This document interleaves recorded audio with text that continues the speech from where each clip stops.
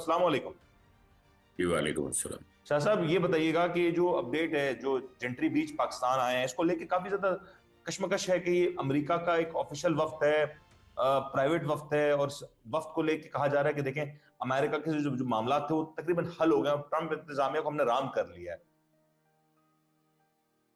देखिए, मेरे ख्याल से अभी तो ये बात अब शायद कंफर्म हो गई है अमेरिकी सफारतखाने की तरफ से, जिसमें उन्होंने एक सहाफ़ी के सवाल के जवाब में बताया है कि ये एक प्राइवेट विजिट है और ये एक ऑफिशियल विजिट नहीं है। हम्म। तो मेरा ख्याल है उस वजाहत के बाद हमें ये समझ लेना चाहिए कि ये एक प्राइवेट विजिट है और इसका बेसिकली ट्रंप एडमिनिस्ट्रेशन से ऑफिशियली उस तरह आप लिंक क्रिएट नहीं कर सकते। बट क्या जेंट्री बीच, जिनके बारे में कुछ तस्वीर सोशल मीडिया पे आ रही हैं कि वो डोनाल्ड ट्रंप के साथ भी हैं, डोनाल्ड ट्रंप के साथ भी हैं, अब क्या ये कहा जा सकता है कि ट्रंप के करीबी हैं और कहीं ना कहीं अमेरिका का एक पैगाम भी हो सकता है? जब ये ऑफिशियल नहीं है तो हम इसको अमेरिका का पैगाम नहीं समझ सकते। मेरा ख्याल है जर्नलिज्म की एथिक्स ये बताती हैं कि अगर ट्रंप इंतजामिया की तरफ से ऑफिशियली अनाउंस किया जाए कि ये साहब उधर विजिट पर हैं, तो फिर हम इसको एक ऑफिशियल विजिट समझेंगे और उनकी बातों को ये समझेंगे कि ये बेसिकली ट्रंप की कोई पॉलिसी के तहत हो रहा है। लेकिन अगर उनका प्राइवेट विजिट होता तो प्राइवेट विजिट तो कोई भी कर सकता है, आप भी कर सकते हैं कहीं का। बट इस प्राइवेट विजिट का जो एहतमाम था बड़ा मुख्तलिफ था। खुद वजीर आजम शहबाज शरीफ साहब उसमें शामिल हुए। चुनिंदा सहाफियों को बुलाया गया, उसमें सारे सहाफियों को दावत नहीं दी गई, चुनिंदा सहाफियों को दावत दी गई। तो कहीं ना कहीं इतना इतना कोई मामला तो है ना कि गैर रस्मी सूरत हाल है ये। ये जो सूरत हाल आपको नजर आ रही है, बेसिकली होता ही है कि जब कोई बिल्कुल बेसहारा हुआ हुआ होता है और सहारा ढूंढ रहा होता है तो उसको तिनके का भी सहारा काफी होता है। तो मुझे लग रहा है कि ये चीजें जो की जा रही हैं, ये हुकूमत अपनी एक इमेज के लिए कर रही है, हुकूमत एक अपनी मामलात के लिए कर रही है। लेकिन इस बात को सपोर्ट करता हूँ मैं कि पाकिस्तान को माशी तौर पे मजबूत होना चाहिए और पाकिस्तान के लिए बिल्कुल इन्वेस्टमेंट आनी चाहिए। लेकिन एक बात ये भी समझ नहीं आती कि अगर ये ट्रंप इंतजामिया की तरफ से भेजे गए हैं या ट्रंप के दोस्त हैं या ट्रंप की कोई पॉलिसी के तहत आए हैं, हो सकता है कोई हिडन पॉलिसी के तहत हो। ठीक है, डिप्लोमेसी है, यहाँ पर मुख्तलिफ तरीके यूज होते हैं। तो मुझे ये नहीं समझ आ रही कि वो ट्रंप जो पूरी दुनिया से इस वक्त ये चाह रहे हैं और उन्होंने अमली तौर पे इस पे काम शुरू कर दिया है कि वो अमेरिका में इन्वेस्टमेंट करवाएं। वो सऊदी अरब से $600 बिलियन की इन्वेस्टमेंट के ऑफर को वो कह रहे हैं कि वो मैं कोशिश करूंगा कि वो $1 ट्रिलियन के ऊपर चली जाए इन्वेस्टमेंट। इसी तरह वो टिकटॉक के ऊपर चाह रहे हैं कि चाइनीज गवर्नमेंट के साथ या चाइनीज कंपनी के साथ यूएस से पार्टनर हो जाए और दोनों मिलकर काम करें तो वो बैन जो है टिकटॉक का वो परमानेंट हट जाएगा। बाकी मुल्कों से भी वो चाह रहे हैं कि वो इन्वेस्टमेंट हो। तो मुझे ये नहीं समझ आ रही कि ट्रंप इंतजामिया के से मंसूब करके एक साहब इधर बिजनेसमैन जो बैठे हुए हैं, तो वो कैसे पाकिस्तान के अंदर इन्वेस्ट कर रहे हैं। सर, एक सवाल मेरा ये, मुझे क्योंकि मैं अगर डॉट्स को कनेक्ट करूं ना बड़ा मुश्किल हो रहा है। अभी गद्दाफी स्टेडियम लाहौर की एक रेनोवेशन का पूरा अमल हुआ, उसमें एक इंक्लोजर को इमरान खान इंक्लोजर कहा जाता है, उस पर अभी तक सारे इंक्लोजर्स पे तख्ती लग चुकी है, लेकिन इमरान खान के ऊपर तख्ती नहीं लगी। लेकिन जो सबसे इंपॉर्टेंट बात थी कि जो विल्सन से मुतालिक सवाल पूछा गया और वहां पे वजीर आजम साहब मौजूद थे, बिजनेस कमेटी के लोग मौजूद थे, और वहां पे उन्होंने इसका जवाब भी दिया, और जो जवाब दिया वो भी कोई ज्यादा इत्मीनान बख्श नहीं था। तो क्या ये कहना कि वो इमरान खान से रिलेटेड सवाल कर, आपको भी पता है, आप भी कवर करते रहे इस तरह की प्रेस कॉन्फ्रेंस, आपको लगता है ये एक आम सी बात है कि इमरान खान से मुतालिक सवाल हो गया और वहां पे कोई ब्रीफिंग नहीं थी? देखिए, एक बिल्कुल सीधी सी बात है कि रहे बस नाम अल्लाह का। कि तो नाम तो अल्लाह का ही रहना होता है। या तख्तियों पे लिखते हैं आप, या अपनी तस्वीरें लगा लें आप ट्रकों के ऊपर, या आप तस्वीरें लगा लें पोल्स के ऊपर या होर्डिंग्स पे तस्वीरें लगा लें, तो वो ज़रूरी नहीं है कि वो अवाम के जज्बात की तर्जुमानी करती हों ये चीज़ें।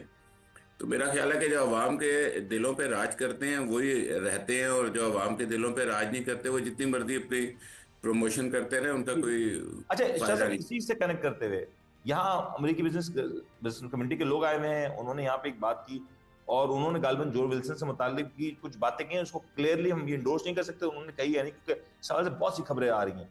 एक बार फिर से जो विल्सन की जानिब से फ्री इमरान खान का मुतालबा आ गया। अब क्या जो विल्सन की बात को इसके ऊपर फोकस दी जाएगी, या जो बीच जेंट्री बीच साहब आए इनकी गुफ्तगू को फोकस दी जाएगी? देखिए, ये बड़ी अच्छी आपने ये बात की डिवाइडेड है, कि या ये वाइट हाउस डिवाइडेड का। स्प्लिट है यूएस में भी, इस हवाले से? ये नुक्ता समझने की हमें जरूरत है।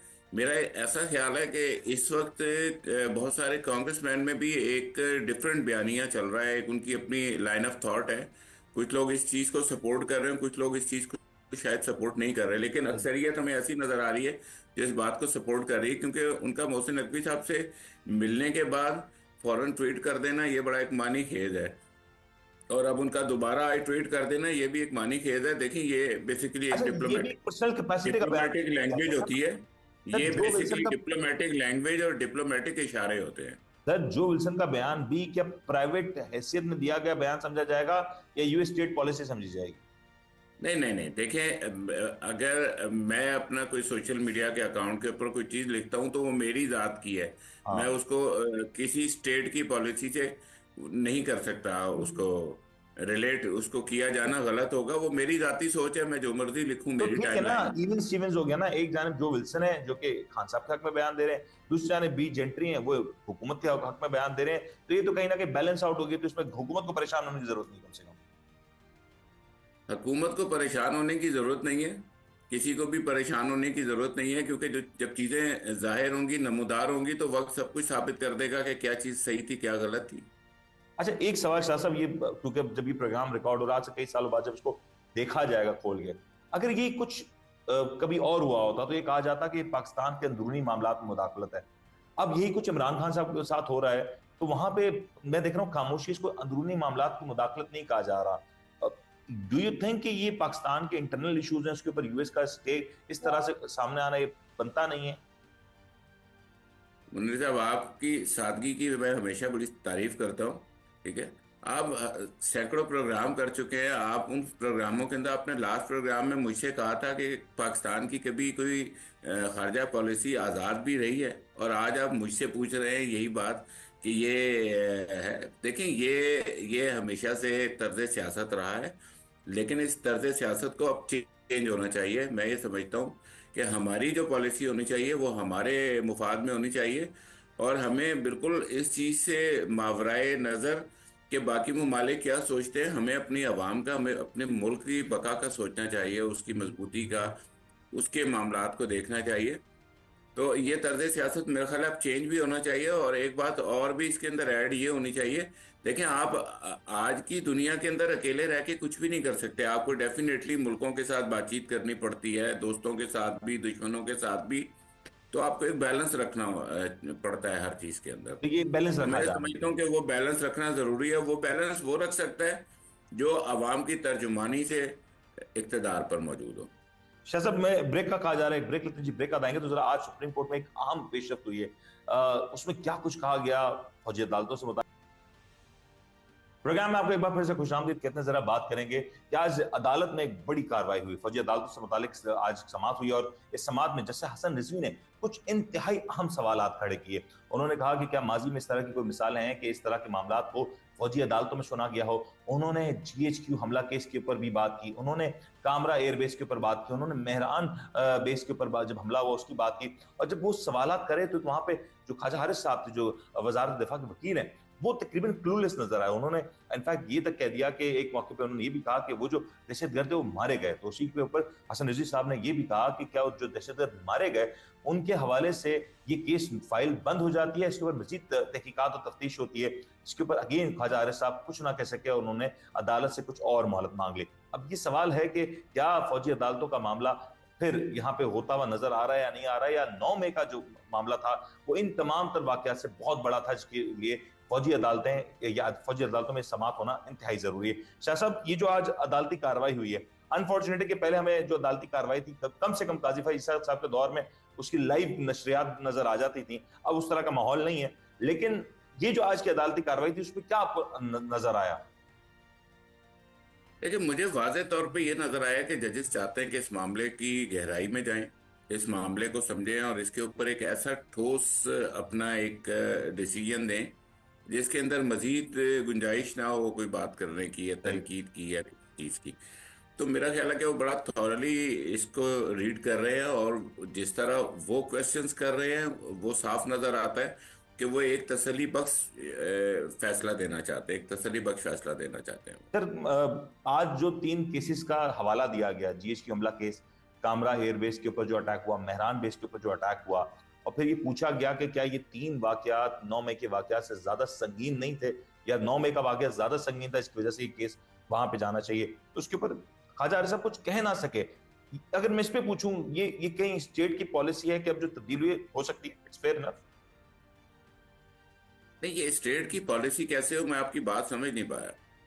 हो सकता है ना कि पहले उस वक्त ये नहीं सोचा गया हो इस हवाले से कि इस सारे मामला को फौजी अदालतों में ले जाना है, अब सोचा जा रहा है कि फौजी अदालतों में ले जाना है, तो इट्स नेवर टू लेट। क्या ये भी एक मंतक हो सकती है? देखिए, अब अगर ये जाते हैं तो इसका मतलब है कि फिर तो ये अदालत ने जब एक निशानदेही की है हम्म। आला अदलिया ने, तब ये उसको उस वीक पॉइंट को जो है ना वो कंप्लीट करना चाह रहे हैं।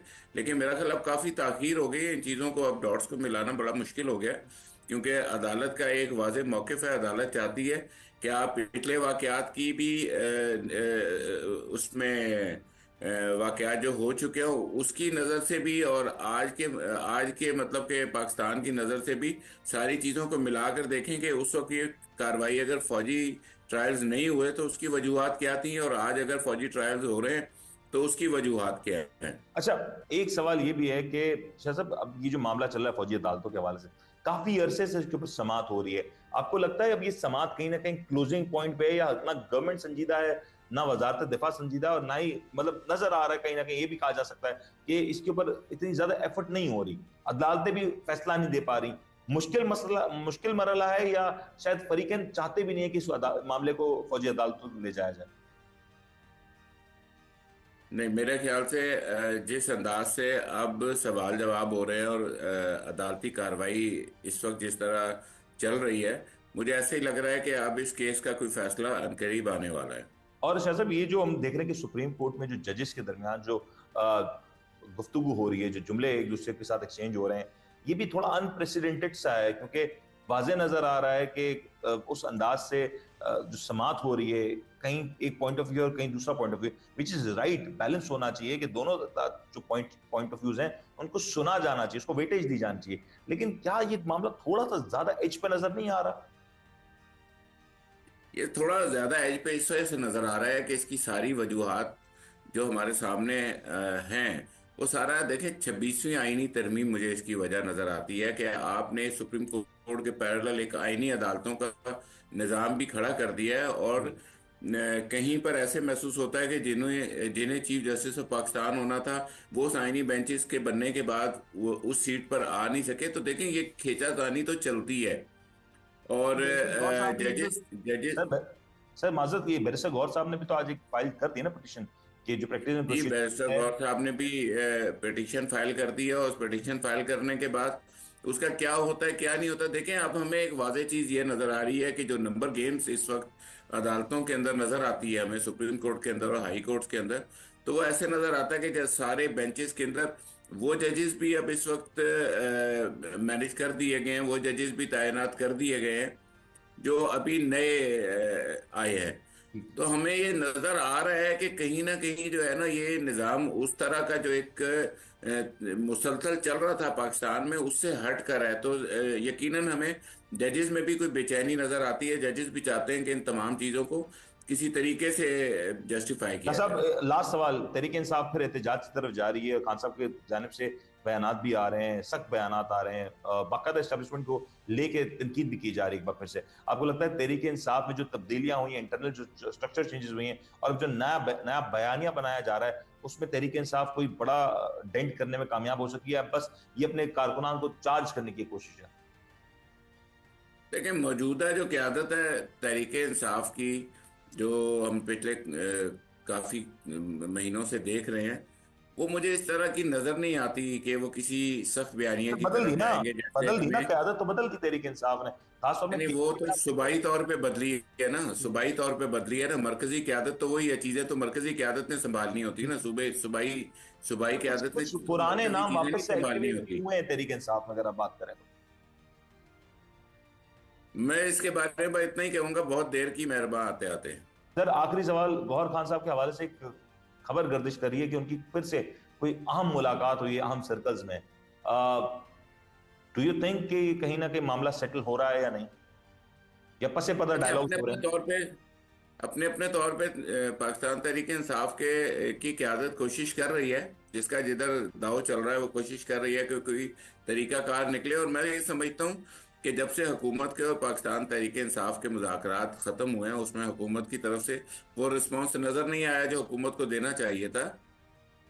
ठीक हो जब गया वो शाह खत्म साहब। हुआ तो उसके बाद जाहिर है फिर जहां पर वो कहा जा रहा था ना कि कोई और खिड़की या रोशनदान नहीं है, तो फिर जब आप मेन दरवाजा बंद करेंगे तो खिड़की और रोशनदान से एक दूसरे को इशारेबाजी तो की जाएगी। ठीक है सर, इशारेबाजी हो रही है, गालबन इस इशारेबाजी का देखते हैं नतीजा क्या निकलता है। उम्मीद करता हूं आपको आज का प्रोग्राम पसंद आया। रिजवान शाह साहब हमारे साथ मौजूद थे, कीमती राय से आगाह कर रहे थे। अपना ख्याल रखिएगा। अल्लाह हाफ़िज़।